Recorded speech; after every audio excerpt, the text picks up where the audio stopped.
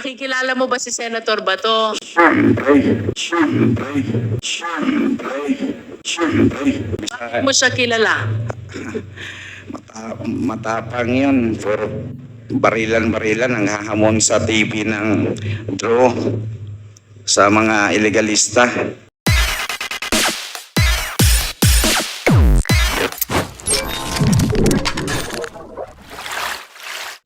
Okay, can you please identify the picture on the screen? Sino ba yung nasa screen?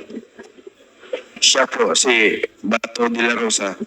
Yes, you stated in your sinumpaang salaysay na may sinabi sa'yo Opo. ang noon ay PNP Chief Bato na Opo. kailangan mong gawin kapalit ng iyong pagkakataon na mabuhay. Opo. Do you confirm this? Yes po. Can you please tell us, Um, anong sinabi sa'yo ni Senator Bato? Sinabi niya sa akin, sumunod ka sa plano. Sumunod ka kung sino ang babanggitin mo para maligtas ang buhay mo. Kung ayaw mong sumunod, ikaw na ang susunod sa tatay mo or isa sa membro ng pamilya niyo may mangyari na masama. You mentioned about plano. Can you tell us ano ba yung planong tinutukoy? May mga pangalan na pinid sa akin, sinubo at babanggitin ko sa aking testimonya o sa aking salaysay sa Senado. At maaari mo bang sabihin, sino ba itong mga taong ito at anong gustong ibabanggit sa'yo ng noon ay PNP Chief Bato? Peter Lim, supplier daw ng shabu pero nandyan lang, balos hindi na huli-huli. Tapos si Senator De Lima, protector daw sa mga shabu, mga nagtitinda ng shabu sa loob ng Bilibid. Protector daw si Ma'am Laila. At yung iba pa. In other words, Kerwin, ang gusto ni PNP Chief ay banggitin mo itong mga pangalan na ito na may kaugnayan sa illegal drug operation. Tama ba yun? Opo. At ito ba'y sinunod mo, Kerwin? Talagang sinunod ko po kasi Bakit mo to sinunod? Of course, alam mong mali ito. Di ba? Bakit mo sinunod ang utos ng noon ay PNP Chief Bato? kung siguro kayo kung kahit sino naman sa atin na mga tao dito nandito sa loob ng Quadcom talagang susunod dahil kapalit na yon ang buhay mo at lalo na pag may mga anak ka pang maliit na sabihin na susunod ka na sa papa mo kung hindi ka sumunod sa aming plano. For whatever motive does Kerwin Espinosa have today, we welcome the information he gave, subject of course to stringent scrutiny. Today, I wish to request Kerwin, can you please give your message para kay Laila de Lima, kay General Bato, at kay Presidente Duterte na lahat nabanggit mo kanina sa iyong testimonya? Una sa lahat, humingi ako kung ma'am, kung nagsubaybay ka ngayon sa hearing dito sa Quadcom,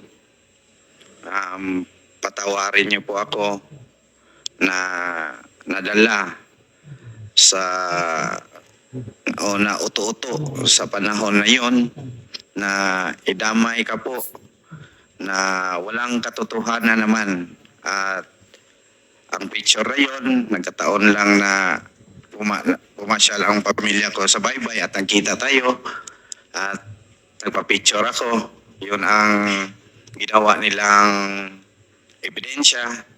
Ma'am, tapos ko sa kaloob-looban from my heart, I ask, sorry talaga po ma'am. At kung ano mang plano mo sa ginawa kong pagbuhat-buhat o sala o kalambigitan sa droga o unsay imong buhaton, andam ko mo dawat ma'am. Pero ang ako alang ihangyo, mangayo ko nimo pasaylo sa akong gibuhat. Kay na-pressure ragyod ko ma'am. Naluoy ko sa akong mga anak, nga gagmay pa kayo atong panahona. Patay na akong papa, o ako mamatay, mag-unsa na lang akong mga anak, maong ibuhat na ko nga buhat-buhatan ka o magtumo-tumo o istorya kabahin sa kalambigitan sa droga. Once again, sorry kayo ma'am.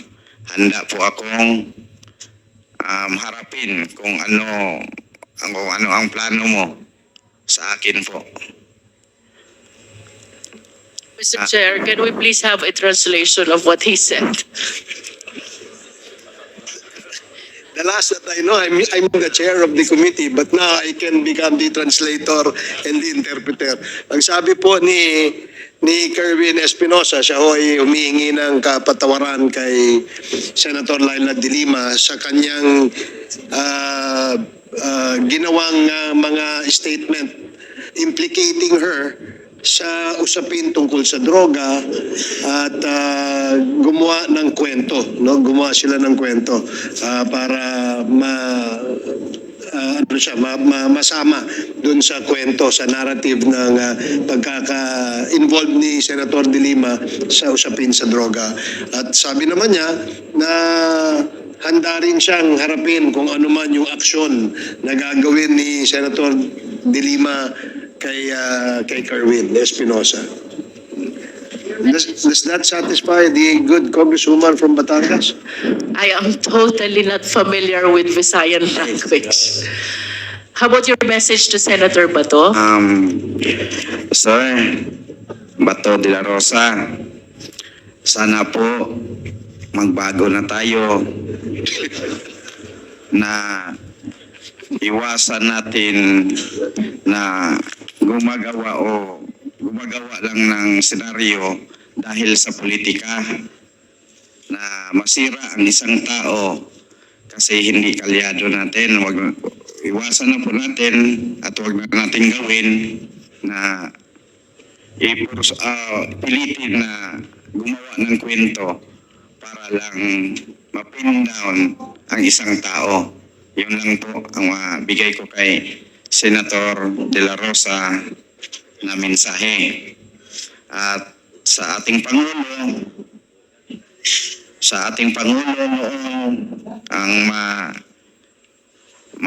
ano ko lang kasi pinagbigyan ako na makapagbigay ng mensahe. Mr. Duterte, sana po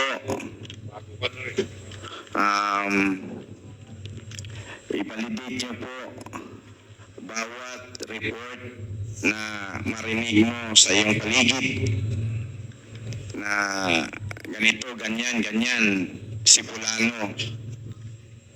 I-validate nyo ng maigi para walang taong masaktan. Lalo na ngayon na tumakbo ka ng mayor, huwag kang magpasulsul sa mga nakapaligid sa iyo. Yun lang po.